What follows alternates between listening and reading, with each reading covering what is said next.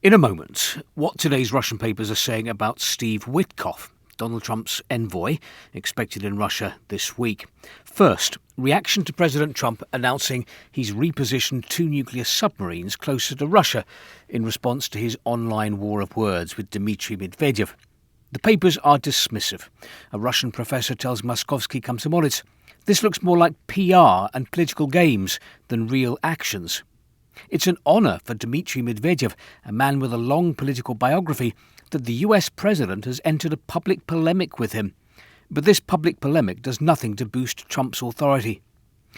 The political scientist believes that America's aim isn't war, it's the capitulation and weakening of Russia.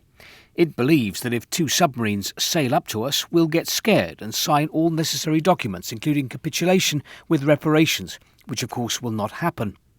A military expert tells the paper Trump would have been better off travelling to the island of Varlam, where Putin was on Friday. They could have sat under an apple tree and settled everything. Instead, he's throwing a temper tantrum like a little kid. A political scientist tells the Russian government paper the risks should not be exaggerated. So far, everything is very theatrical and Trumpian. But neither should it be brushed aside. When Trump realises there are no effective methods of resolving the situation, the war in Ukraine, he may try to focus on the demonstration component with elements of nuclear escalation. This already happened in his first term with North Korea. That ended quickly and with nothing. Unfortunately, this time, Trump will not be able to simply forget about the problem as he did with North Korea. It's too serious.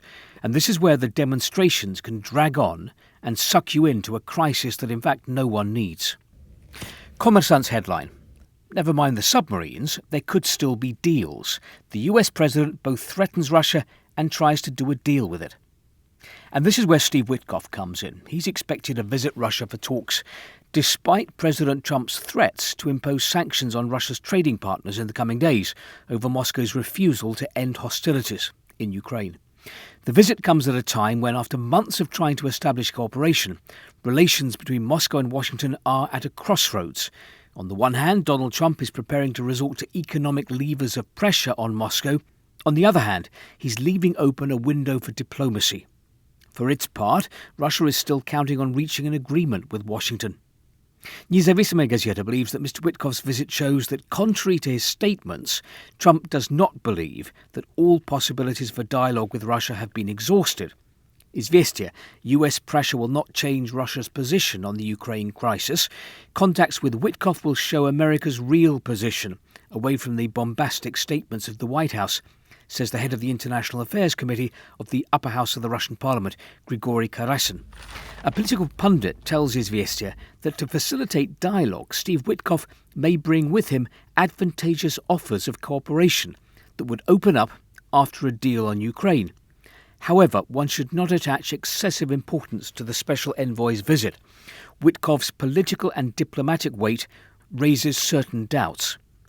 Moskovsky Komsomolets isn't confident that there'll be a deal. If a heavily loaded cart is pushed down a virtually sheer slope, stopping the cart once it's moving is far from easy. The heavily loaded cart of conflict between Trump's America and Putin's Russia began its rapid descent last month. And judging by the speed it's picked up, it's capable of taking down everything in its path. Everything, including Witkoff's latest mission.